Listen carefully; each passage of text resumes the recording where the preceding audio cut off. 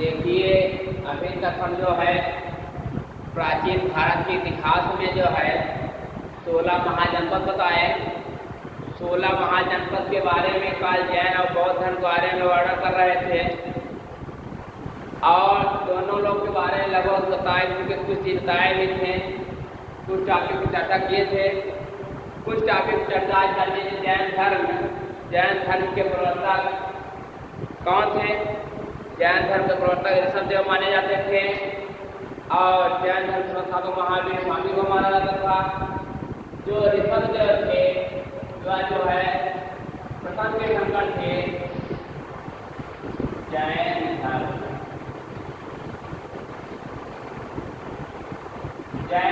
के प्रवर्तक। जैन धर्म के प्रवर्तक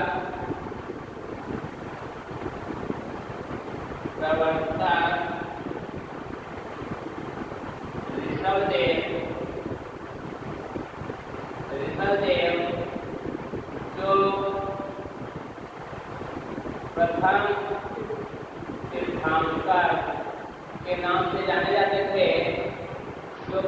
तीर्थंकर के नाम से जाने जाते थे, और जैन धर्म के संस्थापक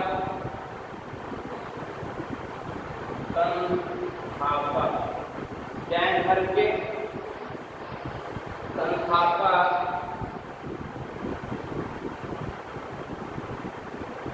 महावीर स्वामी को माना जाता है।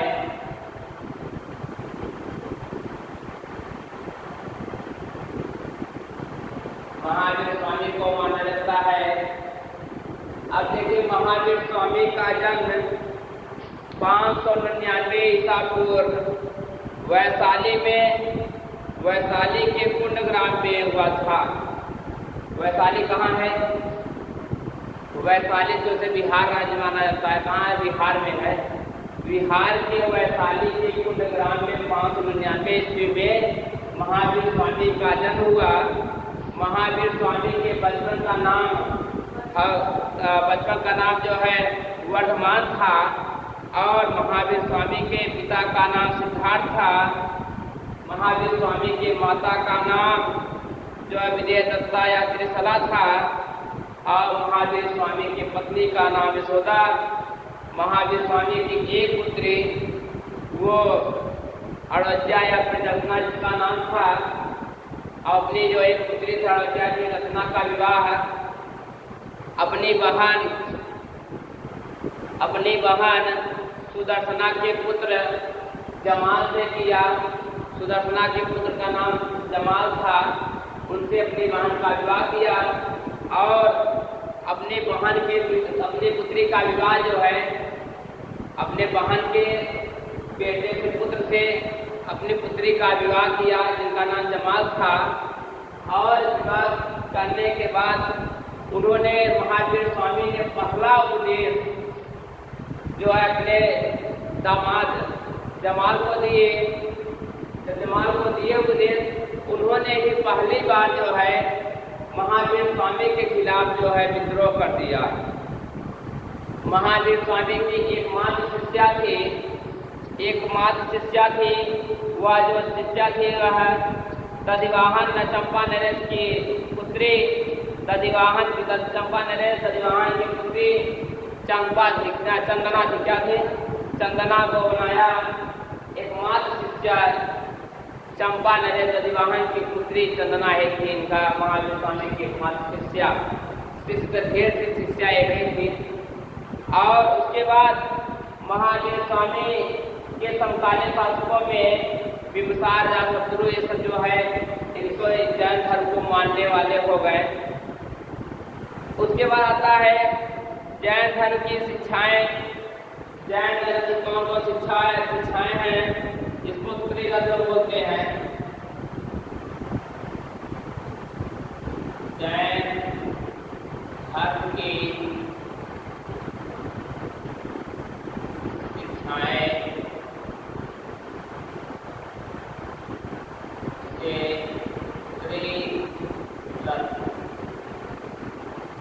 क्या होते हैं?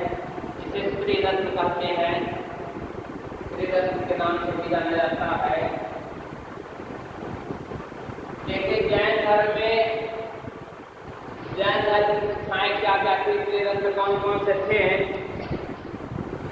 जैन धर्म ने संसार को दुख मूलक माना है। जैन धर्म ने कहा यह जो संसार है, ये संसार जो है दुख मूलक है। क्या है? दुख मूलक। यहाँ दुख देने वाले ढेर लोग हैं, सुख देने वाला कोई नहीं होगा। ये चीज महावीर स्वामी अपने जैन ग्रंथ में ही कह दिए थे। उसके बाद व्यक्ति को सांसारिक, महावीर स्वामी जी कह रहे हैं कि व्यक्ति को सांसारिक व माया को छोड़कर व्यक्ति को सांसारिक जीवन में तृष्णाएं घेरे रहती है। व्यक्ति को जो है सांसारिक जीवन में जो तृष्णाएं, मोह माया, मतलब मोह माया, व्यक्ति को सांसारिक जीवन में तृष्णाएं घेरे रहती है।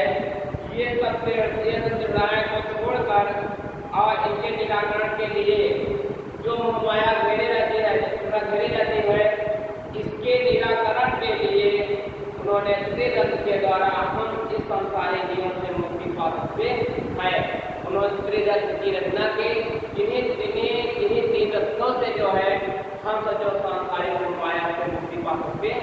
ऐसा सांसारिक माया से मुक्ति नहीं पाएंगे, मरने के बाद भी नहीं पाएंगे, जीता रहेंगे तो वही कर। उसमें उन्होंने क्या बताया? सम्यक दर्शन, सम्यक दान, सम्यक दर्शन, सम्यक ज्ञान और सम्यक आचरण। त्रिरत्न में कौन कौन से पहला था? सम्यक ज्ञान, मतलब बहुत अच्छे से ज्ञान प्राप्त करना। सम्यक ज्ञान। दूसरा था सम्यक दर्शन। तीसरा था सम्यक आचरण। सम्यक आचरण। अब आचरण को जानते हैं कैसे आचरण है, उसको कहते हैं नेचर। हाँ, तो इन्होंने जैन धर्म के त्रिरत्न है, सम्यक ज्ञान, सम्यक दर्शन और सम्यक आचरण। त्रिरत्न है महावीर स्वामी के तीन रत्न है, मुख्य रूप से तीन रत्न माने गए हैं, जिससे संसारिक को माया को छोड़कर त्याग कर हम लोग जो है भगवान में लीन हो सकते हैं। जैन धर्म के पंच महाव्रत, हमने कहता है जैन धर्म के पंच महाव्रत। जैन धर्म के पंच महाव्रत।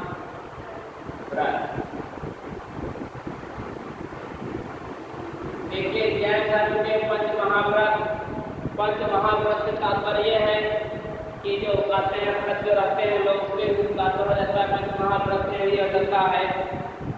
तो जैन धर्म के पंच महाव्रत सत्य, अहिंसा, अस्तेय और अपरिग्रह ब्रह्मचर्य। एक पांचवा आया ब्रह्मचर्य। कौन सा होता मैंने? सत्य, पहला क्या था? सत्य, अहिंसा,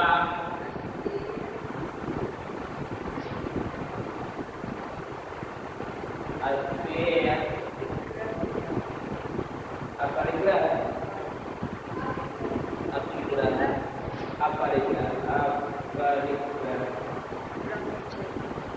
और पांचवा आया ब्रह्मचर्य। देखिए अभी तक चार ही पढ़े थे, पांचवा कौन आया? ब्रह्मचर्य आया। तो जैन धर्म के पंच महाव्रत, ये पांच महाव्रत हैं।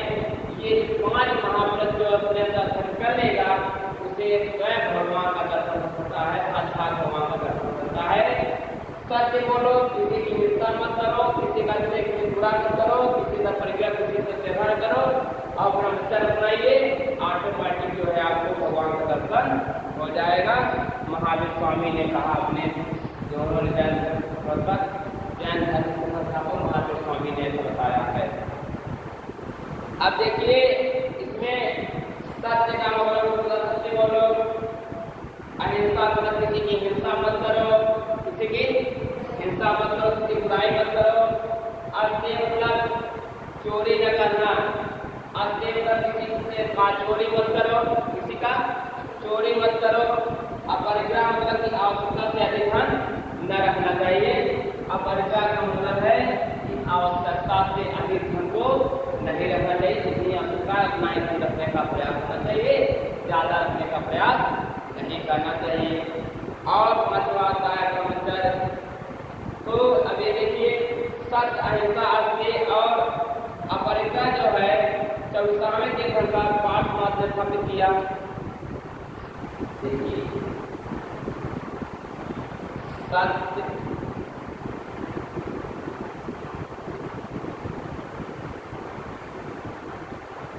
अहिंसा, अस्त्य और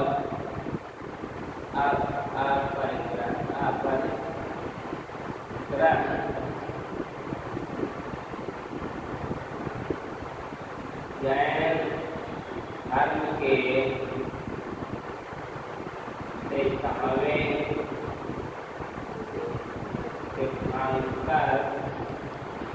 23वें तीर्थंकर पाठ मात्र पाठनाथ ने किया था। और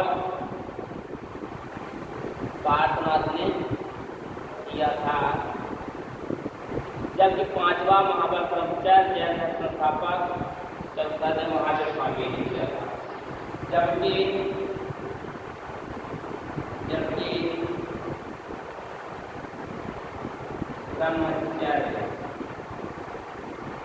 ब्रह्मचर्य का वर्णन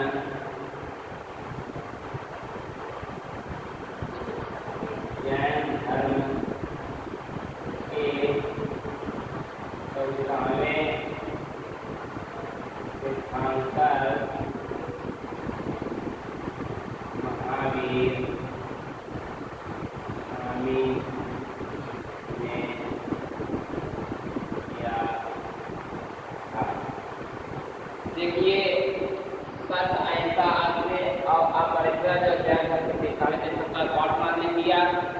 जो पांचवा आया ब्रह्मचर्य आया, ब्रह्मचर्य शब्द का प्रयोग जैन धर्म के 24वें तीर्थंकर महावीर स्वामी ने किया था। उसके बाद कहा जैन धर्म के सिद्धांत छठी आती है। जैन धर्म के सिद्धांत क्या?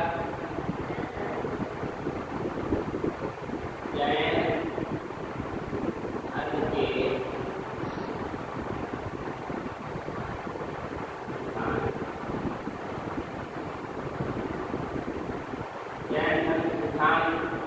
जैन धर्म सिद्धांत के अंतर्गत आता क्या क्या आता है? देखिए जैन धर्म के सिद्धांत में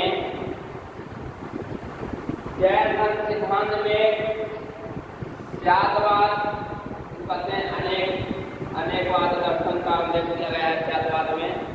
जातवाद का सिद्धांत है, इसे सप्तसंगी सिद्धांत के नाम से भी जाना जाता है। देखिए जो है जैन धर्म के सिद्धांत में जो है जातवाद क्या आता है सिद्धांत में? जातवाद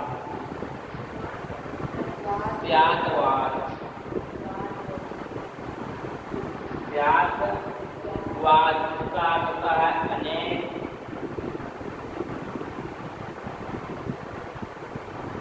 इसका होता है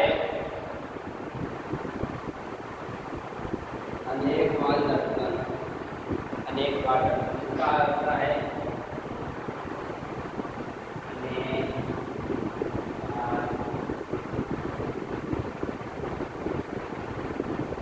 जैन धर्म सिद्धांत में त्यागवाद होता है, इसका होता है अनेकवाद दर्शन से तात्पर्य है। सिद्धांत मतलब इसे कहते हैं सत्संगी सिद्धांत के नाम से भी जाना जाता है।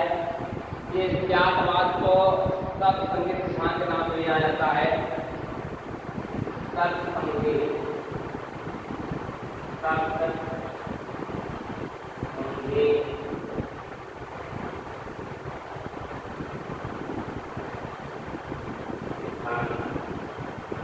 सब संगीत सिद्धांत के नाम से भी जाना जाता है सिद्धांत है जैन धर्म के। और उसके बाद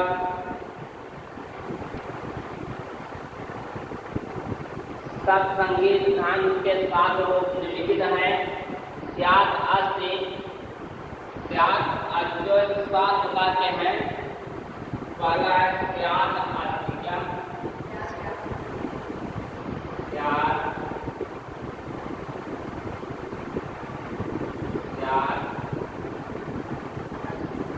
अस्ति।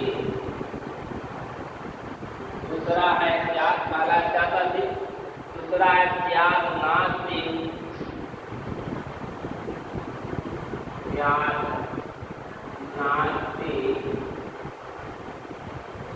तीसरा है स्यात् अस्ति न नास्ति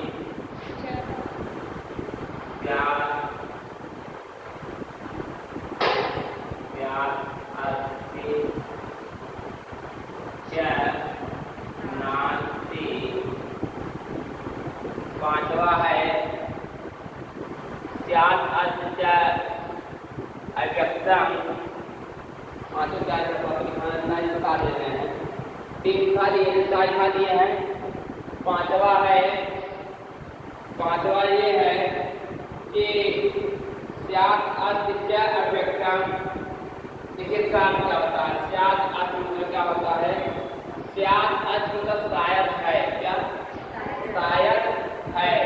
जैन धर्म सिद्धांत में संगीत सब संगीत सिद्धांत का प्रयोग हुआ। इसलिए पहला है स्यात् अस्ति शायद है स्यात् नास्ति शायद नहीं है स्यात् अस्ति च नास्ति तो शायद है और नहीं भी है शायद है और नहीं भी है।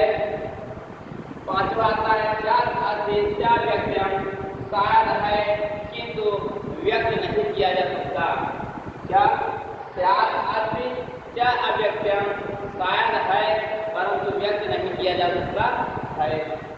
छठा है स्यात् नास्ति च व्यक्तम् शायद नहीं है और कहा नहीं जा सकता शायद नहीं है और कहा नहीं जा सकता।